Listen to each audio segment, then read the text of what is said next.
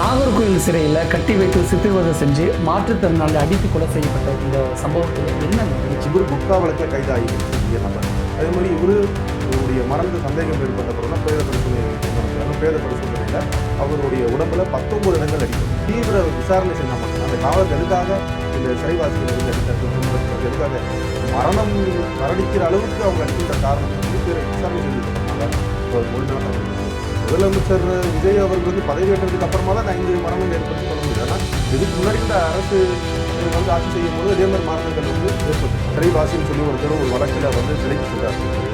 அவர் வந்து முழுவதுமாக நிர்வாணப்படுத்தி செக் பண்ணப்பட உள்ள வருவாங்க. ஏன் நிர்வாணப்படுத்தி செக் பண்ணுறாங்க? அவர் ஏதாவது வெளியே இருக்கக்கூடிய இந்த கஞ்சாவோ இல்லை செல்ஃபோனோ ஏதாவது ஏதாவது ஒரு பொருட்களை உள்ள கொண்டு போகிறதுக்கு வாய்ப்பு இருக்குது. அவர் முழு நிர்வாணப்படுத்தி அவர் செக் பண்ணதுக்கு அப்புறமா தான் உள்ளே சிறைக்குள்ளே அலோவ் பண்ணுவோம். சிறைக்குள்ளே போனதுக்கப்புறமா ஏற்கனவே சொன்ன மாதிரி சிறை காவலர்கள் வந்து அவர் விசாரணைக்கு வருவது டெய்லி நடக்கும்.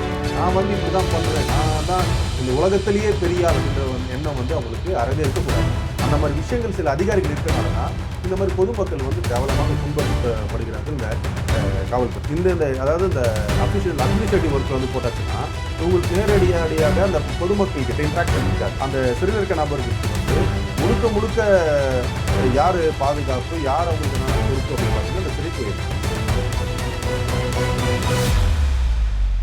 வணக்கம். இன்றைய நமது சிறப்பு விருந்தினர் வழக்கறிஞர் மற்றும் தமிழ்நாடு கரப்பாம்பூச்சி ஜனதா கட்சியின் தலைவர் பிரம்மா பாலசுப்ரமணியன் அவர்கள். வணக்கம் சார். வணக்கம். நாகர்கோவில் சிறையில் கட்டி வைத்து சித்திரவதை செஞ்சு மாற்றுத்திறனாளி அடித்து கொலை செய்யப்பட்ட இந்த சம்பவத்தில் என்ன நடந்துச்சு அப்படின்னு டீட்டெயிலாக சொல்லிடுறேன். நாகர்கோவில் மாவட்டத்தை சேர்ந்தவர் சபரிவர்மன். அவர் ஒரு பெட்டிக்கடை நடத்தி தொழில் செஞ்சு வர்றாரு. ஒரு குட்கா வழக்கில் அவர் வந்து கைது செய்கிறாங்க. கைது செய்து நாகர்கோவில் மாவட்டத்துடைய ஒரு கிளை சிறைச்சாலையில் அவர் நடக்கிறாங்க. நேற்று வந்து பார்த்திங்கன்னா திடீர்னு வந்து இந்த சபரி வர்மன் வந்து மரணமாகிட்டதாகவும் அவருடைய குடும்பத்தார்களை சிறைச்சாலைக்குள்ளே கூப்பிட்டு ஏதோ பேச்சுவார்த்தை நடைபெறதாக ஒரு விஷயங்கள் வந்து வெளியே வந்ததுக்கப்புறமா தான் தெரியுது ஏதோ தாவக்காவை சேர்ந்த ஒரு அமைச்சர் வந்து இந்த சிறை அதிகாரிகளை வந்து அவங்களுடைய பேரில் சொல்லக்கூடாது, இந்த சிறை மரணத்தை வந்து வெளியே சொல்லக்கூடாது, சொன்னால் வந்து நிறைய பிரச்சனைகள் ஏற்பட்டுன்ற காரணத்தினால இந்த விஷயத்தை வந்து வெளியே சொல்லலை. இந்த சபரிவர்மனுடைய குடும்பத்தார் வந்து சிறைச்சாலைக்குள்ளே போயிட்டு வெளியே வந்தபொழுது அவங்களை கூப்பிட்றாங்க உள்ளே வந்து பேச வாங்கன்னு சொல்லி. அப்போ அந்த விஷயத்தை வந்து அவங்க வெளி உலகத்துக்கு மற்ற உறவினர்கள், நண்பர்கள் மற்றும் மீடியாக்கள்லாம் சொல்லிடுறாங்க. விஷயம் சொன்னப்புறமா தெரியுது என்ன விஷயம் நடந்துச்சு அப்படின்னு பார்த்தீங்கன்னா, நாகர்கோவில் கிளை சிறைச்சாலையை சேர்ந்த சிவகுமார், திருமலை நம்பி மற்றும் வார்டன் ஜெகன் ஆகிய 3 பேரும் சேர்ந்து சபரிவர்மனை மிக கொடுமையாக வந்து தாக்கியிருக்காங்க. இன்றைக்கி வந்திருக்க இந்த பிரேத பரிசோதனை அறிக்கையில் சபரிவர்மனுடைய உடம்புல பார்த்தீங்கன்னா கிட்டத்தட்ட ஒரு 19 இடத்துல காயம் ஏற்பட்டிருக்கு. அதில் 2 இடத்துல கால்கள், 2 இடத்துல கால் முறிவு ஏற்பட்டிருக்கு. அது மட்டும் இல்லாமல் அவர் ஒரு ஸ்பெஷல் டிசேபிள் பர்சன். இடது கை இவருக்கு வந்து சரி வரக்கூடிய ஒரு நபரை வந்து இந்தளவு வந்து தாக்கி இருக்கக்கூடிய காரணம் என்ன? தொடர்ந்து நம்ம வந்து பார்த்திங்கன்னா அந்த காவல்துறை, சிறைத்துறைன்றது வேறு, காவல்துறைன்றது வேறு. காவல்துறை வந்து அதிகமாக லாக்அப் டெத் மரணங்கள் ஏற்படுது, காவலர்கள் வந்து மக்களை வந்து அடித்து துன்புறுத்துகிறார்கள், அந்த வீடியோக்களை வெளியேறும். சிறைச்சாலைக்குள்ளே பார்த்திங்கன்னா அந்த வீடியோஸ் இருக்காது. ஸோ எந்த ஒரு புது கைதி வந்து சிறைக்குள்ளே வந்தாலும் அந்த கைதியோடைய விஷயங்கள் எல்லாத்தையும் வந்து சேகரிப்பாங்க. இப்போ இரவு நேரத்தில் வந்தாங்கன்னா உடனே சைக்காலஜி டாக்டர் இருக்க மாட்டாங்க, அவரை கொண்டு போய் குவாரண்டைன் அப்படின்னு சொல்லக்கூடிய ஒரு இடத்துல வந்து தங்க வச்சுருப்பாங்க, இல்லை முதல் வார்டுன்னு சொல்லி தங்க வச்சுருப்பாங்க.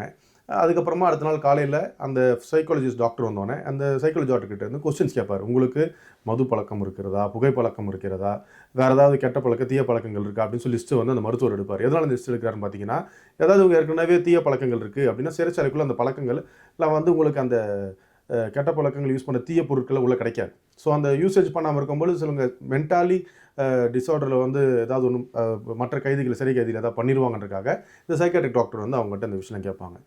அந்த டீட்டெயில்ஸ் எடுத்து வச்சுருவாங்க. அப்புறமா திருப்பி அந்த டாக்டர் கிட்ட இன்ஃபர்மேஷன் எடுத்தோடனே டீட்டெயில்ஸ் எடுத்து திருப்பி அவர் அந்த கன்சர்ன் செல்லுக்குள்ளே அவர் வந்து போட்டுருவாங்க. இதுவே ஒரு மத்திய சிறைச்சாலைன்னு பார்த்தீங்கன்னா இப்போ புழல் இருக்குது, பாளையங்கோட்டை சிறைச்சாலை இருக்குது, திருச்சி சிறைச்சாலை இருக்குது, கோயம்புத்தூர் சிறைச்சாலை இருக்குது, மதுரை சிறைச்சாலை இருக்குது. அந்த மாதிரி மத்திய சிறைச்சாலையெல்லாம் பார்த்திங்கன்னா நிறைய பிளாக்குகள் இருக்கும், வார்டுகள் இருக்கும், குவாரண்டி சொல்லி அந்த ஒரு பிளாக் இருக்கும். ஆனால் சப்ஜெக்ட் பார்த்திங்கன்னா செல்லு மாதிரி தான் இருக்கும். ஒரு 5லேருந்து 10 செல்லு தான் இருக்கும், அதில் தான் போட்டு அடைச்சி வைப்பாங்க. அப்போ அதுக்கு பார்த்தீங்கன்னா சப்ஜெயிலர் தான் அதுக்கு மெயினாக இருப்பார். அந்த மாவட்டத்தில் இருக்க அந்த சப்ஜெயிலுக்கு அவர் தான் முதன்மை அதிகாரி. அப்போ அவர் தான் அந்த உள்ளே இருக்க அந்த சிறை வாசிகள் அனைவருக்கும் அவர் தான் வந்து பதிவேடு எடுக்கிறதுலேருந்து எல்லாத்தையும் பார்க்குறது. இவர் குட்கா வழக்கில் கைதாகி இருக்கக்கூடிய நபர். அதே மாதிரி இவர் அவருடைய மரண சந்தேகம் ஏற்பட்ட அப்புறம் தான் பிரேத பரிசோதனைக்கு வந்து அனுப்புகிறாங்க. பிரேத பரிசோதனையில் அவருடைய உடம்புல 19 இடங்கள் அடிபட்டிருக்கு. இப்போ நம்ம வெளியே இருக்க காவல்துறையினர் வந்து அடிச்சிருக்காங்கன்னு பொழுது அதுக்கேற்ற ப்ரொடெஸ்ட் பண்ணுவாங்க, செய்வாங்க. இப்போ ஒரு ஜெயிலுக்குள்ளேயே இந்த மாதிரி விஷயங்கள் ஏற்பட்டிருக்கும் பொழுது அது ஒரு பெரிய லெவலில் வந்து பேசப்பட்டுச்சு. அப்படின்னு வந்து நேற்று நடந்த விஷயம் இன்றைக்கி வரைக்கும் முடிக்கல. இப்போ தான் பிரேத பரிசோதனை ஒரு அறிக்கையே வருது. அதுக்குள்ளே இப்போ பார்த்தீங்கன்னா புழல் 2ல் ஒரு விசாரணை கைதி, அவர் ஒரு பெட்டிக்கடை உரிமையாளர், ஒரு குட்கா வழக்கில் தான் கைது செய்யப்பட்டு பாலாஜி என்கூடிய நபர் வந்து மாரடைப்பில் இறந்ததாக ஒரு தகவல் வெளியே வருது. அது பாலாஜி என்ற உறவினர்கள் என்ன சொல்கிறாங்க, அதே சிறை காவலர்கள் தான் இவர் பாலாஜியை அடித்து கொண்டிருக்கணும், மாரடைப்பு ஏற்படுறதுக்கு வாய்ப்பு கிடையாது அப்படின்னு சொல்கிறாங்க. இந்த விஷயங்கள்லாம் கேட்கும் பொழுது வெளியே இருக்க மக்கள் சிசிடிவி ஃபுட்டேஜ் இருக்குது, இல்லை யாரோ ஒருத்தர் வந்து சிசிடிவி செல்ஃபோன் எடுக்க கேமராவில் அந்த வீடியோ ரெக்கார்டிங்ஸாக வெளியே அனுப்புவாங்க, அதை நம்ம பார்க்க முடியுது. ஆனால் அந்த இதில் சிறைச்சாலையிலும் பொழுது சுத்தமாக அந்த சிசிடிவி ஃபுட்டேஜ் அது எதுவுமே இருக்காது. ஏன்னா அந்த கேட் வரைக்கும் தான் சிசிடிவி ஃபுட்டேஜ். உள்ளே பார்த்தீங்கன்னா நடந்து போகிற வழியில் மட்டும்தான் சிசிடிவி கேமராஸ் இருக்கும். உள்ளுக்குள்ளே செல்லில் இருக்கிற அந்த காவலர்கள் விசாரிக்கக்கூடிய அறையெல்லாம் வந்து எந்த ஒரு கேமராவும் இருக்காது. ஸோ இதை தீவிர விசாரணை செய்தால் மட்டும்தான் இந்த காவலர்கள் எதுக்காக இந்த சிறைவாசிகளை வந்து அடித்தார்கள், துன்புறுத்தினார்கள், எதுக்காக மரணிக்கிற அளவுக்கு அவங்க அடிக்கின்ற காரணம் என்ன சொல்லி விசாரணை செய்ததுக்கு அப்புறமா தான் அவரோட முழுமையான தகவல் வந்து இருப்பார். காலையில் புதிய தலைமுறை டிவிலே போட்டிருந்தாங்க, விஜய் முதலமைச்சராக வந்த பிறகு இந்த கடந்த 2 மாதத்தில் மட்டும் தமிழ்நாட்டில் காவல் மரணங்கள் 4 நடந்திருக்கு. நாகர்கோவில் இன்சிடென்ட்டோட சேர்த்து, நாகர்கோவில் சிறைச்சாலையோட சேர்த்து. இப்போ சென்னை புழலில் ஒரு கைதி வந்து மாரடைப்பு ஏற்பட்டு இறந்துருக்கதா சொல்கிறீங்க. அப்படின்னா விஜய் முதலமைச்சராக பதவியேற்று இந்த 2 மாதங்களில் காவல் மரணங்கள் எண்ணிக்கை வந்து 5 அப்படின்னு புரிஞ்சுக்கலாமா? இல்லை, காவல் மரணங்கள் 5ன்றது இருக்குது. முதலமைச்சர் விஜய் அவர்கள் வந்து பதவியேற்றதுக்கு அப்புறமா தான் இந்த 5 மரணங்கள் ஏற்பட்டுன்னு சொல்ல முடியாது. ஆனால் இதுக்கு முன்னாடி இருந்த அரசு வந்து ஆட்சி செய்யும்பொழுது இதே மாதிரி மரணங்கள் வந்து ஏற்பட்டிருக்குது. இன்றைக்கி இருக்க ஊடகவியலர்கள் வந்து எதிர்க்கட்சிக்கு சார்பாகவும் அவர்களுடைய, அதாவது இப்போ இருக்க ஆட்சி செய்யக்கூடிய ஆட்சியாளருடைய பெயரில் அவப்பெயர் ஏற்படணுன்றதுக்காகவும் நியூஸ் சரியாகவும் சொல்கிறாங்க, முதல்வர் மேலே வந்து அவப்பெயர் வைக்கிறாங்க. இதில் என்ன நம்ம பார்க்கணும்னா, இவர் முதல்வர் ஏறிட்டார்னா எல்லாருமே தூயவர் ஏற மாட்டாங்க. சிஎம் மாறிட்டார்ப்பா அப்படின்னு மக்கள் எல்லாமே வந்து தூய்மையாயிட்டாங்க, அவங்க இந்த சர்ச்சில் சொல்கிற மாதிரி எல்லாரும் மேலேயும் வந்து இந்த தூய நீர் வந்து தெளிச்சிட்டாங்க அப்படின்னு சொல்ல முடியாது. குற்றம் செய்யணும், குற்றம் செஞ்சு தானே இருப்பான். முதல்வர் மாறினாலும் அவன் குற்றம் செய்யாமல் தெரிஞ்சிடுவான். திமுக ஆட்சியில் அஜித்குமாரோடைய கொலை வழக்கில் விஜய் வந்து சென்னையில் போராட்டம் நடத்தும் பொழுது இதனா ஆட்சி நடக்குதா, அதில் கொடுங்கோல் ஆட்சி நடக்குதான்னு பயங்கரமாக வாய்ஸ் கொடுத்துருந்தாரு. இதற்கு முதலமைச்சர் பொறுப்பேற்கணும் அப்படின்னு மு.க. ஸ்டாலின் பொறுப்பேற்கணும். அப்போ விஜய் ஒரு அரசியலுக்கு வந்த புதுசில் வாய்ஸ் கொடுத்துருந்தாரு. இப்போ விஜய் முதலமைச்சராக இருக்கும் பொழுது 2 மாதத்தில் தமிழ்நாட்டில் 5 மரணங்கள் நடக்குது அப்படின்றாங்க. திமுக ஆட்சியில் கடந்த 1 வருஷத்தில் 13 மரணங்கள். திமுக ஆட்சியில் அந்த 5 வருஷத்தில் ஒட்டுமொத்தமாக 24, 25 மரணங்கள். ஆனால் விஜய் ஆட்சியில் வெறும் 2 மாதத்தில் 5 காவல் மரணங்கள் அப்படிங்கிறப்ப அதிர்ச்சியாக இருக்குல்ல. விஜய் பதில் வாய் திறக்காமல் மௌனமாகவே இருக்கிறார்ல. இல்லை, இப்போ ஒரு சில விஷயங்கள் முதலமைச்சர் தொடர்ந்து வந்து பேசினார்னா அவர் பேசிக்கிட்டே இருக்காருன்னு சொல்லுவாங்க. பேசாமல் இருக்கும் பொழுது முதல்வர் வாய் திறக்க மாட்டேன்னு சொல்கிறாங்க. இப்போ நாங்களே ஆட்சிக்கு வந்துட்டோம், நாங்களே ஆட்சி செய்கிறோம் பொழுது எங்களுடைய ஆட்சியில் கூட இந்த மாதிரி மரணங்கள் வந்து சுத்தமாக ஏற்படாது. காவல்துறையினர் வந்து வடிக்கிறனால அதில் அவங்களுடைய இன்வெஸ்டிகேஷனில் வந்து மரணங்கள் ஏற்பட்டுறாது அப்படின்னு நாங்கள் சொல்லி வருவோம்.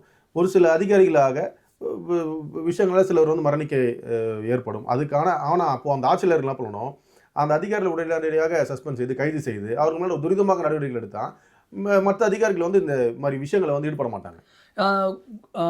கடையில் புகையிலை சம்மந்தமான பொருட்கள் வச்சுருந்தாங்க அப்படின்னால தான் கைது செய்யப்படுறாங்க. அது சிறையில் அடைக்கக்கூடிய அளவுக்கு அது அவ்வளோ பெரிய குற்றமாங்கிற ஒரு கேள்வி. 2வது, கொலை குற்றவாளிகள் தான் பொதுவாக சிறையில் தாக்கப்படுவாங்க, போலீஸார் அடிப்பாங்கன்னு சொல்லுவாங்க. ஆனால் ஒரு புகையில கடையில் ஒரு பீடி சிகரெட்டு மாதிரி ஒரு பான் மசாலா மாதிரி ஒரு பொருளை விற்பனை செஞ்சதுக்காக இப்படி சிறையில் போட்டு கொடூரமான முறையில் தாக்குதல் நடத்தினது சட்டத்தை மீறிய ஒரு செயல் இல்லையா? இல்லை, இப்போது இந்த குட்கா வழக்குக்காக அவர் வந்து அடித்தாங்களா அப்படின்னு நம்மளுக்கு வந்து விசாரணைக்கு அப்புறமா தெரியும். குட்கான்ற பொருள் வந்து நம்ம தமிழகத்தில் தடை செய்யப்பட்ட பொருள் அப்படின்னும் பொழுது அதுக்கேற்ற அந்த தடை செய்யப்பட்ட பொருளை நம்ம தமிழகத்தில் விற்கக்கூடிய நபர்கள் மீது கண்டிப்பாக தமிழக அரசால் அவங்களுக்கு வந்து தண்டனை கொடுக்கப்படும். இப்போ இனிஷியலாக அவங்க விசாரணை கைதிகள் தான். அந்த கோர்ட்டில் நடக்கிற ட்ரையல், சார்ஜ் ஷீட் ட்ரையலுக்கு அப்புறமா தான் அவங்க வந்து தண்டனை பெறுறாங்களா இல்லையான்னு சொல்லி கோர்ட்டில் இந்த ட்ரையல் முடிஞ்சதுக்கப்புறமா தெரியும். சிறைச்சாலையில் பொதுவாக எடுத்துக்கிட்டிங்கன்னா எடுத்த உடனே சில காவலர்கள், இந்த ட்ரைனிங் முடிஞ்ச காவலர்கள் தான் இவங்களை வந்து விசாரிப்பாங்க. இது விஜிலன்ஸ் டீம்னு அவங்களே வச்சுக்கிறாங்க.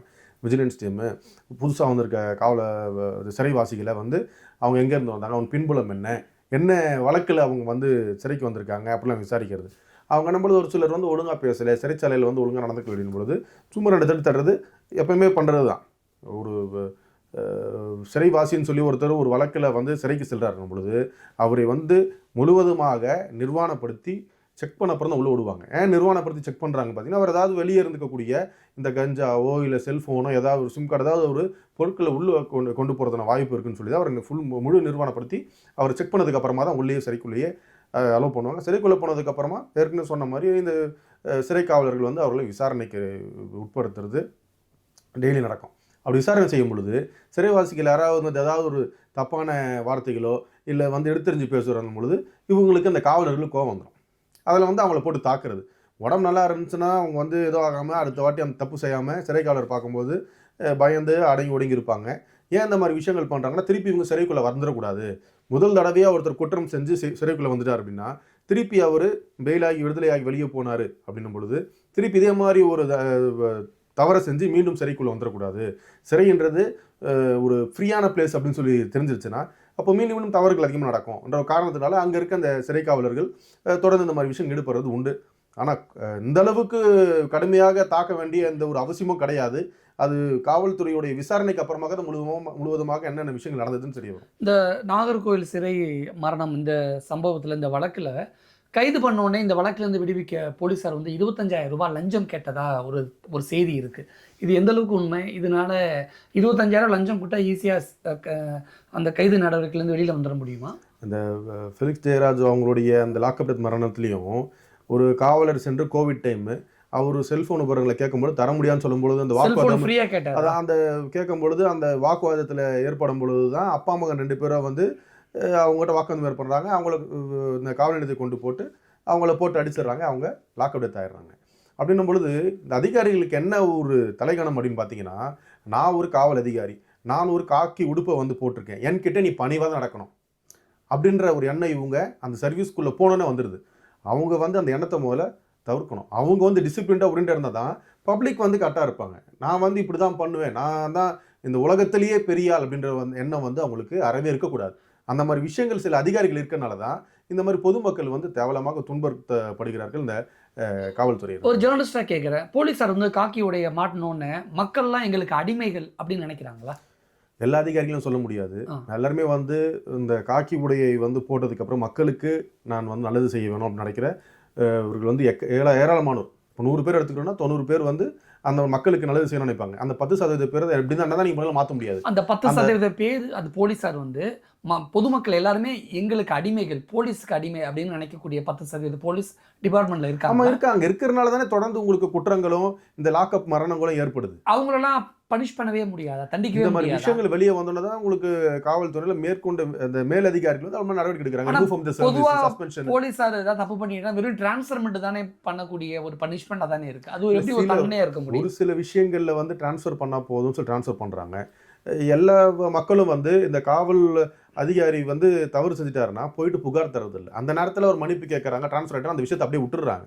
அவங்க அடுத்த கட்டமாக என்ன பண்ணணும், ஒரு புகார் தரணும். மேலதிகாரி பார்த்துட்டு மேலதிகாரி அந்த புகார் எடுக்க நீதிமன்றத்தில் அவங்க மேலே வந்து வழக்கு தாக்கல் செய்யணும். அப்போ அவங்க மேலே ஒரு எஃப்ஐஆர் பதிவுப்பட்டது அப்படின்னும் பொழுது ஆட்டோமேட்டிக்காக அவங்க என்ன பண்ண ட்ரையல் வருவாங்க. அந்த குற்றம் நிரூபிக்கப்பட்டால் அவங்க ரிமூவ் ஃப்ரம் சர்வீஸ் ஆவாங்க. ஆனால் அந்த காலக்கெடுன்றது ரொம்ப அதிகமான காலக்கெடு. அதனால் மக்கள் எதுக்குப்பா நம்ம போய்ட்டு ஒரு காவல் அதிகாரி போய் நம்ம பகச்சிக்கிட்டு இருக்கணும், நம்ம அடுத்தடுத்த கட்ட வாழ்க்கை இருக்குது, நம்ம சம்பாதியம் பண்ணணும், போயிட்டு நம்ம வேலையை விட்டுட்டு போய் நிற்க முடியாத காரணம்னாலே நிறைய பேர் புகார் தர முன் வர்றது கிடையாது. இந்த நாகர்கோவில் சிறை மரணத்தில் வந்து அந்த ஒரு கை அவருக்கு வந்து ஊனம் அப்படிங்கிறாங்க. அந்த ஊனமான கையிலேயே 3 இடத்துல உடைக்கப்பட்டிருக்கு அப்படிங்கிறாங்க. முகத்தில், தலையில், இப்படி உடல் முழுக்க ஒட்டுமொத்தமாக 19 காயங்கள் இருக்குது. அப்படின்னா இவங்க போலீஸாரா அல்லது பொறுக்கிங்களா அப்படின்னு ஒரு கேள்வி இருக்குல்ல. அது எல்லாருக்கிட்டே அந்த வந்து கேள்விகள் வந்து வரதான் செய்யும். அப்படின்னு நம்ம பார்த்தா நமக்கு போலீஸாராக பொறுக்கிங்களான்னு சொல்லி இப்போ நம்ம ஒரு ஜென்ரல் ஒரு ஆட் சொல்கிறோன்னா ஒட்டுமொத்த காவல் அதிகாரிகளும் நம்ம அவங்கள சொல்லிட்டு நினச்சிக்கிறாங்க. அந்த 10% தப்பு பண்ணக்கூடிய அந்த பொறுக்கித்தனமான செயல்பாடுகளை நம்ம விமர்சனம் செய்யும் போது நல்ல போலீஸுகள் மீதும் அந்த பழிச்சுமை அவப்பேர் அவங்களுக்கு ஏற்படுது. இந்த மேலதிகாரிகளுக்கு அவங்க கீழே வேலை செய்கிற அந்த ஆஃபீஸர்ஸ் வந்து கண்டிப்பாக தெரியும் அவன் தவறு செய்வான்னு சொல்லிட்டு அவங்கெல்லாம் தூக்கிட்டு இந்த அதாவது இந்த அஃபிஷியல் அட்மினிஸ்ட்ரேட்டிவ் ஒர்க்கில் வந்து போட்டாச்சுன்னா இவங்களுக்கு நேரடியாக அந்த பொதுமக்கள்கிட்ட இன்ட்ராக்ஷன் இருக்காது. ஸோ அந்த அட்மினிஸ்ட்ரேட்டிவ் ஒர்க் மட்டும் பார்த்தாங்க அப்படின்னும் பொழுது அவங்க அந்த அட்மினிஸ்ட்ரேட்டிவ் ஒர்க் மட்டும் பார்ப்பாங்க, மக்கள்கிட்ட நேரடி தொடர்பு இருக்காது. ஸோ மக்களுக்கு இவங்களால் எந்த ஒரு பாதிப்பும் ஏற்படாது. தொடர்ந்து இவங்க வந்து இதே மாதிரி அவசியம் ஏற்படுது அவங்க ரிமூவ் ஃப்ரம் சர்வீஸ் பண்ணுறது தான் ஒரு பெஸ்ட் ஆப்ஷனாக இருக்கும். ஓகே. இப்போ இந்த மாதிரியான சிறை மரணங்களை, காவல் மரணங்களை தவிர்க்க என்ன செய்யணும்? தாவேக்கா அரசு இந்த மாதிரியான விஷயங்களுக்கு எப்படிப்பட்ட ஒரு நடவடிக்கை எடுக்கணும்? இது எங்களுடைய சஜஷன் என்ன அப்படின்னு பார்த்தீங்கன்னா, இந்த மாதிரி விஷயங்களில் முற்படுற ஒரு அதிகாரியில உடனே அவங்கள வந்து சஸ்பெண்ட் செஞ்சுட்டு, விசாரணை அறிக்கை இப்போ எப்படி வந்து பெண்களுக்கோ இல்லை குழந்தைகளுக்கோ ஏதாவது ஒரு தவறு வந்து ஏறிட்டுச்சுன்னா, ஒரு 6 மாதத்துலேருந்து 1 வருட காலத்துக்குள்ளே இந்த வழக்கை வந்து சீரிய முறையில் வந்து விசாரணை செய்து முடிக்கணும்னு சொல்கிறாங்க இல்லையா? அதே மாதிரி இந்த காவல் அதிகாரிகள், அதே மாதிரி அட்மினிஸ்ட்ரேட்டிவ் சர்வீஸ் இருக்க ஆஃபீஸர்ஸ், இவங்களால பொதுமக்களுக்கு ஏதாவது ஒரு பாதிப்பு ஏற்பட்டால் அவங்களுக்கும் இந்த 6 மாத காலத்திற்குள்ள தண்டனை வழங்கி, அவங்க தவறு வந்து செஞ்சிருக்கு ஊர்ஜிதமாகிடுச்சு அப்படின்னா அவங்கள ரிமூவ் ஃப்ரம் த சர்வீஸ் மட்டும் இல்லாமல் அவரை வந்து தண்டனை கொடுத்து அவங்களுடைய குடும்பத்தார்களுக்கும் அந்த எந்த ஒரு அரசு சலுகைகளும் போகக்கூடாதுன்ற ஒரு உத்தரவு போட்டாங்கன்னா, எந்த அரசுக்கு அதிகாரத்துக்கு வர நினைக்கிற அதிகாரிகளும் சரி, அரசில் இப்போ ஊழியம் செய்து கொண்டிருக்கிற அதிகாரிகளும் சரி, இந்த மாதிரி தவறுகள் வந்து செய்ய மாட்டாங்க. இப்போ இந்த நாகர்கோவில் இன்சிடென்ட்ல வந்து அதிகபட்சமாக என்ன மாதிரியான தண்டனை கிடைக்க வாய்ப்பு இருக்குது அந்த போலீஸாருக்கு? கண்டிப்பாக லைஃப் சென்டென்ஸ் கிடச்சிரும். ஏன்னா ஒரு உயிர் எடுத்திருக்காங்களே, இது கிட்டத்தட்ட பார்த்தீங்கன்னா ஒரு கொலை வழக்குக்கும் மேலே.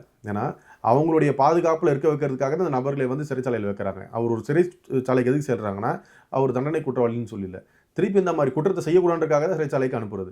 அங்கேயே போயிட்டு இவங்க அடிக்கிற அளவுக்கு, ஒருத்தரை கொல்ற அளவுக்கு அவங்களுக்கு வந்து தைரியம் இருக்குது, அவங்க பண்ணுவாங்கன்னா, கொலை செய்யக்கூடிய நபர்கள் கூட அதிகமான தண்டனை வந்து இவங்களுக்கு தரணும்னு தான் நம்ம கேட்குறோம். ஓகே. சாத்தான்குள வழக்குலையும் கிட்டத்தட்ட ஆமாம், அதே மாதிரி டயல் கொடுத்துருக்காங்க. அது எப்போ சாத்தான்குள வழக்கில் எப்போ அந்த தீர்ப்பு நிறைவேற்றப்படும்? ஏற்கனவே அவங்களுக்கு தான் வந்து ஆயுள் தண்டனை சொல்லி கொடுத்துட்டாங்களே. இப்போ மரண தண்டனை அவங்க விதிச்சதை வந்து அவங்க சொல்லி அப்பீல் கேட்டிருக்காங்க. அது அப்பீல் போகும்போது அந்த அப்பீல் இதுவும் வந்து உயர்நீதிமன்றம் அதே வந்து ஏற்கனவே கீழமை நீதிமன்றம் கொடுத்துருக்க அதே உத்தரவை தான் உயர்நீதிமன்றம் பின்பற்றுறோம். இதுக்கு அடுத்து கடைசின்னு பார்த்து உச்சநீதிமன்ற தீர்ப்பு வரைக்கும் நம்ம பொறுத்தா இருக்கும். ஆனால் அது வரைக்கும் சிறையில் இருப்பாங்க, யாரும் வெளியே வர மாட்டாங்க. ஏன்னா இந்த வழக்கு வந்து தாக்கல் செஞ்சு வந்து சிபிஐக்கில் போனதுக்கப்புறமா அந்த அதிகாரிகள் அத்தனை பேருமே வந்து சிறைச்சாலைக்குள்ளே ரிமாண்டர் பிரிசனர்ஸாக இருந்தாங்க. அப்புறமா கன்விக்ஷன் ஆச்சு. கன்விக்ஷன் ஆனதுக்கப்புறமா அவங்களுடைய தண்டனை விவரத்தை வந்து principal district court Madurai bench வந்து சொல்லிட்டாங்க. அப்புறம் இப்போ அப்பீல் போயிருக்காங்க. உச்சநீதிமன்றம் போகிற வரைக்கும் அது இருக்கும். ஆனால் கேளும் இந்த மாதிரி விஷயங்களில் வந்து உச்சநீதிமன்றம் கூட கருணையை இவங்க மேலே காட்ட மாட்டாங்க. அந்த நாகர்கோவில் இன்சிடெண்ட்டில் அந்த இறந்தவருடைய மனைவி பேசும்பொழுது சாத்தான்குள வழக்கும் இந்த வழக்கும் ஒரே வழக்கு தான், ஒரே மாதிரி தான் அடித்து கொண்டிருக்காங்க அப்படின்றாங்க. கிட்டத்தட்ட அதே மாதிரியான ஒரு மர்டர் தான். அப்படிதான் இது சாத்தான்குள வழக்கோட ரொம்ப மோசமான வழக்கு. ஏன்னா சாத்தான்குள வழக்குன்றது காவல்துறை முதல்ல வந்து ஒரு நபரை வந்து பிடிச்சிட்டு போலீஸ் ஸ்டேஷனில் வச்சு விசாரிப்பாங்க. விசாரணை பொழுது விசாரணை கைதியாக மரணிக்கிறதுன்றது வேற. இது சிறைக்குள்ள ஒரு நபர் வந்து இறக்குறாருன்னும் பொழுது முழுக்க அந்த சிறைத்துறையை சார்ந்தது தானே. ஒரு காவல்துறை வந்து விசாரிக்கிறாங்க, அவர் வந்து 2 அதட்டுவாங்க, 2 அடி அடிப்பாங்க, ஏதாவது ஒரு 75 ஒரு பெட்டி கேஸ் கூட போட்டு சரி அடுத்த வழி செய்யாதரா அப்படின்னு மன்னிச்சு கொடுக்கறதுக்கான விடுறதுக்கான வாய்ப்புகள் வந்து காவல் எடுத்து இருக்கும். ஆனால் ஒரு சிறைச்சாலையில் சேர்ந்ததுக்கப்புறமா அந்த சிறையில் இருக்க நபர்களுக்கு வந்து முழுக்க யார் பாதுகாப்பு, யார் அவங்களுக்கு என்னென்ன பொறுப்பு அப்படின்னு பார்த்தீங்கன்னா அந்த சிறைத்துறை தான். அப்போ இந்த சிறைத்துறை அதிகாரிகளே ஒருத்தர் இந்த அளவு துன்புறுத்தி அடிக்கிறாங்க. ஆனால் இன்வெஸ்டிகேஷன் ஆஃபீஸர்ஸ் எல்லாமே வெளியே, இவங்க ஜஸ்ட் வார்டன்ஸ் அப்புறம் கண்காணிக்கிறதுக்கு மட்டும்தான். இவங்க எந்த வகையில் ஒரு குற்றத்தை ஈடுபடுறாதுன்னு. ஆனால் அவங்க வந்து சட்டத்தை கையில் எடுத்துக்கிட்டு இந்த ஒரு நபரை போட்டு அடித்து இந்த மாதிரி துன்புறுத்தி கொலை பண்ணுறதுன்றது மிக கொடூரமான செயல். ஓகே. காவல் மரணங்கள் முற்றிலுமாக தடுக்கப்பட வேண்டும், குறைய வேண்டும் அப்படிங்கிற வலியுறுத்தி அதோட நோக்கத்தின் அடிப்படையில் தான் இந்த கான்வர்சேஷன். நிறைய விஷயங்கள் முன் வச்சுருக்கீங்க. போலீஸார் மக்களுக்காக சேவை செய்வர்களா மாறுகிறார்களா அப்படிங்கிறத பொறுத்து வந்து பார்க்கலாம். நிறைய விஷயங்கள் ஷேர் பண்ணிக்கிட்டீங்க. நன்றி.